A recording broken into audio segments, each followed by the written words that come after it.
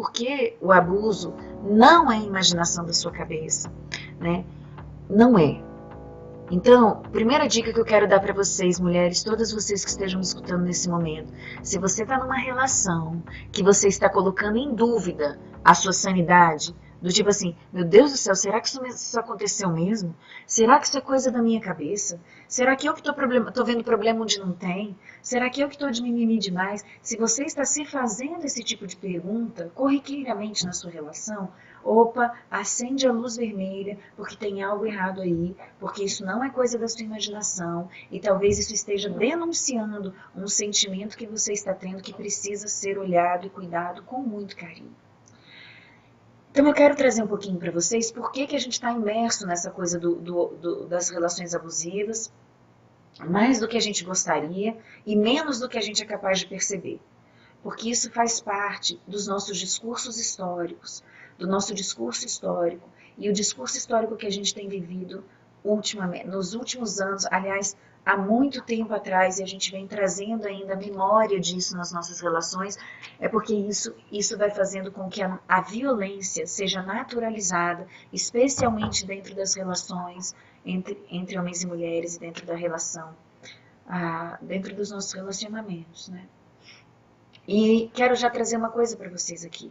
Eu estou hoje eu vou dar muitos exemplos para vocês da relação entre homens e mulheres, mas eu quero que vocês entendam que na verdade isso é apenas um exemplo, porque as relações entre homens e mulheres, embora isso ocorra muito nas relações entre homens e mulheres, esse padrão do abuso, ele pode se desdobrar em todas as outras relações. Nas relações homoafetivas, isso também acontece, a gente vê esses padrões da violência também expressos nas relações homoafetivas. Nas relações de trabalho, a gente vê muito essa simetria de poder e essas relações também. Nas relações familiares, entre pais e filhos, entre amigos. Então, o abuso, gente, é uma coisa que está permeando as nossas relações. E por que isso? Por causa do nosso discurso histórico. Então, eu não sei se vocês viram as manchetes durante o carnaval e depois dele, a gente está com o carnaval tão perto da gente ainda, né? Vou dar para vocês só alguns exemplos para a gente observar um pouco isso. Na Exame, saiu uma manchete gigantesca falando assim, uma mulher foi agredida a cada 4 minutos no carnaval do Rio de Janeiro. No Correio Brasiliense saiu aqui, no Distrito Federal registra-se 19 feminicídios em 2016, para citar apenas duas. O Brasil, um dado histórico importante para a gente refletir sobre isso, o Brasil é o 5º país que mais mata mulheres pelo simples fato delas serem mulheres. Então nós somos o país que tem o 5º maior registro de feminicídios acontecendo no país. Além disso, a gente está vendo uma enxurrada de notícias estarrecedoras sobre esse tema, né? O estupro, aquele estupro coletivo no Rio de Janeiro no ano passado, e a notícia dele há poucos dias atrás, falando que alguns dos envolvidos foram condenados a 15 anos de prisão, e a gente sabe que isso não vai mudar muita coisa, né? O que aconteceu no México no ano passado, a barbaridade que mobilizou inclusive o Nenhuma Menos e que culminou, foram uma das questões que culminaram na greve que a gente está vivendo hoje no Dia Internacional da Mulher, e por aí vai, né? E como eu falei para vocês ainda há pouco, de um lado eu fico perplexa com tudo isso que está acontecendo, por outro eu fico feliz, se é que a gente pode dizer isso, mas eu fico indignada, na verdade, e essa indignação me mobiliza, porque eu acho importante que esses conteúdos estejam vindo à tona, porque de alguma maneira, isso que está acontecendo mostra para nós a relevância desses conteúdos e a importância deles virem à tona. Conteúdos antes que, por causa da naturalização da violência, eles ficavam, a gente nem conversava sobre. Então, me traz algum nível de esperança, embora seja estarrecedor as notícias que a gente que a gente esteja vendo, né? Me dá esperança pensar que a gente está podendo falar sobre isso, coisas que antes a gente não podia nem conversar a respeito. Então, Porque essas coisas, gente, são coisas que já acontecem há muito tempo, há tanto tempo que a gente já tem elas por natural. Então nem havia razão para a gente falar sobre elas, né? E agora a gente está começando a problematizar, a desnaturalizar. E ao fazermos isso, a gente começa a empoderar as mulheres que começam a se sentir autorizadas a falar sobre isso, a não aceitarem o que está acontecendo e a buscarem ajuda. Então, o que eu dizia é que eu fico feliz que a gente esteja podendo se empoderar, né? Falar sobre isso nos empodera, porque então é muito importante, e essa é a razão pela qual a gente está fazendo essa conversa, é porque uma vez que a gente sabe o que é e a gente consegue nomear o que está acontecendo, a gente pode começar a falar a respeito, e isso nos empodera, inclusive, para dizer, não, eu não quero mais viver esse tipo de relação, eu me sinto autorizada para falar sobre isso também. E eu me sinto autorizada para buscar ajuda. Agora, por que isso tem acontecido? Por que a gente vive a violência como algo tão natural? E por que a gente tem vivido experiências de abuso como experiências tão naturais? Porque a gente vive uma lógica do patriarcado. A gente vive uma lógica de um discurso histórico muito antigo que é alicerçado na noção de propriedade, na noção de poder, onde o homem, especialmente o homem branco, de classe alta, e heterossexual é aquele que tem o poder. E por ter o poder, ele é o superior e ele é que baliza as regras de conduta e as regras das relações. Né? Nós passamos muito tempo, gente, na história da humanidade acreditando que as mulheres são inferiores aos homens. Olha, há um século atrás, no início de 1900, nas aulas de anatomia, os médicos abriam, faziam secção do corpo mesmo, feminino, abriam o corpo feminino, e sabe o que eles viam? Eles não viam outro sexo, eles não viam uma mulher, eles olhavam para aquele corpo, olha que louco, e para o sistema reprodutivo feminino, e eles achavam que aquilo, na verdade, nada mais era do que um homem inferior. Inferior porque ele não tinha tido força suficiente, virilidade suficiente para fazer com que o órgão viesse à tona, saísse e viesse à tona. Isso pra gente hoje é loucura pensar, né, que isso aconteceu e que era assim. Mas era assim. Você olha para os livros de anatomia de 1900 e você vai ver esse tipo de descrição das genitálias femininas. E por isso as mulheres não podiam andar a cavalo. Olha que interessante. Assim, ó, com as pernas assim, por isso que as mulheres não podiam usar calça, elas precisavam usar vestidos, porque se elas usassem calça e fizessem aquele movimento de galopar no cavalo, poderia ser que, de repente, aquilo viesse à tona, né? E a gente não podia permitir isso.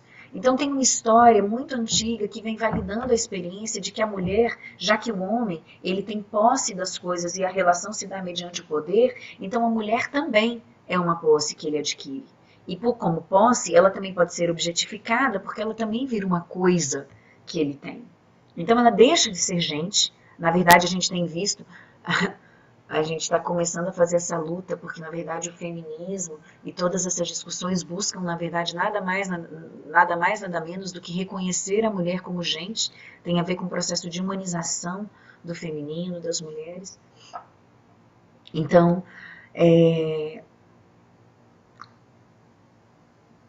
a gente busca esse processo, né? E o que essa lógica do patriarcado traz? Já que a mulher era o sexo frágil, uma posse do marido, um bem, cabia a ela a submissão e a obediência a ele, que é o chefe da família, por ele ter dado a ela um lugar na sociedade, a possibilidade de ser esposa, a possibilidade de ser sua mulher. E isso traz um detalhe importante, né? Porque como coisa, como eu já falei para vocês, e como objetificada, ela pode ser usada. E esse raciocínio, gente, permaneceu durante tanto tempo que só em meados dos anos 70 começou-se a falar em violência contra a mulher, em violência doméstica. Até essa data,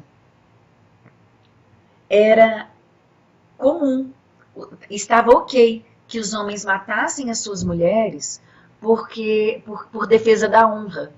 Estava ok em situações de adultério, por exemplo, quando a mulher adulterava, né? Estava ok que um homem matasse a sua esposa em defesa da sua honra. E eu tô contando isso para vocês agora, e isso pode parecer ultrapassado, recalcado e sem sentido, mas o triste de falar sobre isso é que isso ainda acontece. Em muitos países isso acontece ainda hoje. Olha só, eu quero trazer para vocês alguns exemplos, porque olha só, tem algumas falas que a gente traz até hoje na nossa vida e que são falas importantes para a gente ter em mente. Olha só, roupa suja se lava em casa, briga de marido e mulher ninguém mete a colher. Essas falas nada mais fazem do que legitimar a violência e do que deixar a mulher completamente desprotegida e num domínio do sem lei. Porque como não tem lei, como a gente não pode intervir nesse tipo de relacionamentos, ou não podia, a gente deixava a mulher completamente à mercê da condução do seu marido e daquilo que eles estavam, e daquilo que ele estava se propondo a fazer e daquilo que ele não estava se propondo a fazer. Durante muito tempo nós ficamos nessa condição. Agora nós estamos começando a poder falar sobre isso, mas ainda assim a gente permanece num espaço muito simbólico em relação a isso, né? E eu quero citar para vocês, olha, aqui no livro ele traz alguns exemplos interessantes que eu quero compartilhar com vocês, né? Que é assim, ó, alguns exemplos, né? O governo chinês, por exemplo, defende até hoje a esterilização forçada e o aborto para manter a lei de um filho só. Ignora os milhares de bebês do sexo feminino que são mortos porque os meninos são considerados mais valiosos. O Sudão e a Somália ainda existe a mutilação do clitóris. Em Burma e na Tailândia, as meninas são forçadas à prostituição e foi necessário meio século para que os japoneses reconhecessem as mulheres coreanas que eles mandavam como brinquedos para os seus soldados na Segunda Guerra Mundial. Na Arábia Saudita, a lei permite que as empregadas sejam espancadas. No Congo, o adultério é ilegal somente para as mulheres, mas não para os homens. Olha que interessante. No Zaire, os 2/3 mais de meninas são forçadas a abandonar os estudos, enquanto os meninos são estimulados a estudar. Eu estou trazendo aqui para vocês alguns dados, mas esses dados, que parece estar vinculados somente a esses países, não. Olha que coisa triste. Aqui no Brasil não é diferente. Aqui no Brasil não é diferente, sabe? A cultura do machismo, da posse, da submissão à força, está profundamente arraigada em nós. E notem que eu não estou falando apenas nos homens, tá? Mas eu estou falando em todos nós mesmos, porque a questão cultural é uma questão sistêmica. Então, quando nós estamos falando do machismo, nós não estamos falando, infelizmente, nós não estamos falando de uma coisa que diz respeito ao homem, mas nós estamos falando a maneira como nós, mulheres, também muitas vezes nos comportamos de maneira machista, com nós mesmos, na nossa própria autoleitura, na nossa própria maneira de nos referenciarmos a nós mesmos e nas nossas relações, às vezes, com outras mulheres, com as nossas pares, com aquilo que a gente legitima, com aquilo que a gente aceita, com aquilo que a gente critica. Então, assim, é muito importante que a gente observe isso, porque o machismo está em todas nós, está na maneira como a gente educa os nossos filhos, está com aquele olhar de soslaio que a gente dá para alguma mulher, porque a gente acha que ela está se comportando de uma maneira vulgar, de uma maneira vadia, né? Com as próprias competições veladas que a gente vive entre nós mulheres. Então, assim, o machismo pega esferas transversais e ele corre aqui, gente, nas nossas veias. Eu mesma, mesmo estudando essas questões e estando tão vinculada a esses movimentos, me vejo em vários momentos da vida me comportando de maneiras que eu falo, meu Deus do céu, olha o que eu estou fazendo. Um comportamento profundamente machista, porque está em nós. Então, grande parte desse processo tem a ver com a gente se conscientizar e com a gente olhar para isso, desnaturalizando esse movimento mesmo, né? Questionando, perguntando, ok, foi assim, desafiando a fala, né, do foi assim até aqui. Ok, foi assim até aqui. E como é que a gente pode fazer diferente agora? Como é que a gente pode se autorizar novos movimentos nesse sentido, né? Isso é uma coisa que eu tenho pensado muito e que tem me movido muito nesse sentido, né? Porque é importante, e por que eu estou fazendo essa convocação para vocês, né, de que a gente olhe para isso, não endereçando isso apenas aos homens, mas entendendo isso de forma sistêmica, porque esse é a única chance que a gente tem de não se vitimizar. Porque quando eu boto isso na mão do homem, na mão do outro, na mão de alguém, eu tiro de mim o poder de lidar com isso, o poder de estar completamente ancorada nisso e de entender como é que eu também estou jogando esse jogo, mesmo sem querer. Então, quando eu começo a pensar sobre isso, é a hora que eu saio da vitimização, é a hora que eu começo a ver espaços de saída, é a hora que eu começo a pensar no empoderamento, ao pensar no empoderamento e na chance de me colocar a partir de me ver com poder de atuar sobre isso, é que eu começo a ter uma compreensão mais ampla das nossas relações. Então, por isso a gente precisa olhar para isso. E por isso é fundamental que a gente converse sobre isso 1, 2, milhares de vezes, quantas vezes forem necessárias, porque nós estamos enfrentando um padrão cultural. E desafiar esse padrão cultural não é uma tarefa fácil, gente. Não é uma tarefa para uma pessoa só, não é uma tarefa para uma de nós isoladamente, e não é uma tarefa para uma conversa. Então eu não creio que essa conversa de nós hoje, ela vai sanar isso, embora eu desejasse muito que a gente fosse capaz de fazer isso, eu sei dessa limitação, porque a gente está desafiando um padrão histórico.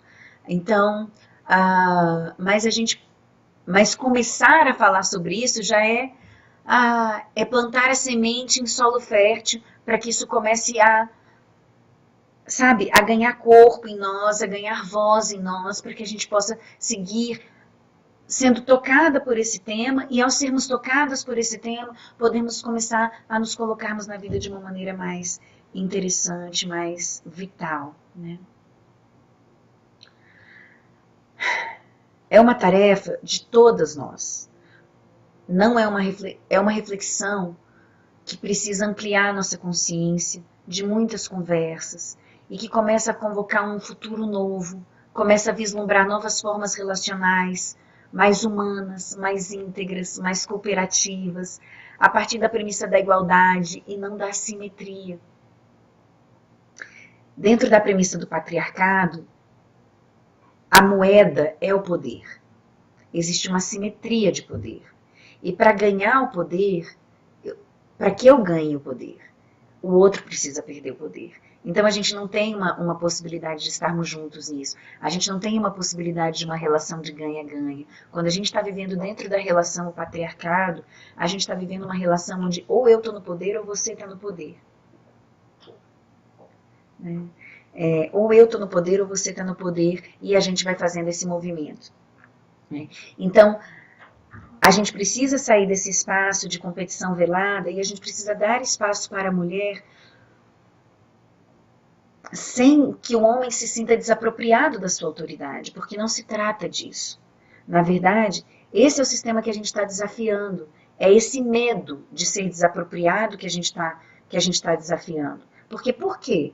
Por que para dar lugar para a mulher, por que para dar lugar para essa diversidade, para essa compreensão da novidade, eu preciso tirar o poder do outro? É esse medo que a gente precisa perder. Porque, na verdade, a única coisa que a gente está fazendo é garantir que todos nós tenhamos o nosso lugar no mundo, o nosso lugar na sociedade. E o que nós estamos fazendo com esse trabalho, quando a gente está reconhecendo esse tipo de padrão e essas relações, é reconhecendo a legitimidade do outro. E é aqui que nasce o respeito, é aqui que nasce a equidade, é aqui que nasce a possibilidade de uma convivência que parte de outros princípios que não o da competição e que não o do patriarcado, mas sim de uma perspectiva que a gente que Maturana, né, que Humberto Maturana chama de matrística, que tem a ver com um olhar mais colaborativo, mais humano, onde eu não preciso ser superior a você para sentir que eu tenho meu lugar, onde eu posso sentir que nós somos iguais, mas ao mesmo tempo completamente diferentes, e eu posso me legitimar na minha diferença, porque eu sou digna de ser vista, porque o meu lugar no mundo é o meu lugar no mundo, e isso não dá para tomar, isso é inegociável, e isso é presente. Então, eu quero começar essa nossa conversa de hoje trazendo para vocês isso, o discurso histórico no qual nós estamos sustentando e temos sustentado a nossa vida, é esse, né? É o patriarcado, é a posse, é a dominação, é uns com pouco oprimindo muitos, uns com muito, na verdade, oprimindo poucos, oprimindo muitos com pouco, e isso é a lógica que a gente está indivíduo e que acontece desde a microescala, na nossa relação conjugal, até na macroescala, que são esses movimentos que a gente está vendo no mundo. E esse sistema, gente, está em colapso.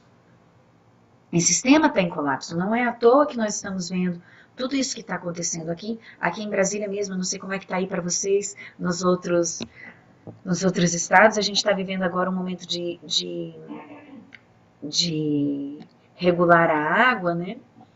E isso tem me chamado a atenção, porque isso mostra o colapso do sistema. A gente não está sendo capaz de usar de maneira cuidadosa, sustentável e cautelosa os recursos que nós temos, os recursos do mundo mesmo. E isso também está acontecendo nas nossas relações. Então esse sistema está se provando ineficiente nesse momento. Ele nos trouxe até aqui e ele serviu para muitas questões, mas agora a gente está precisando inserir uma nova lógica relacional, uma nova maneira de se relacionar, que seja mais humana, mais colaborativa. E aí vem a convocação do feminino.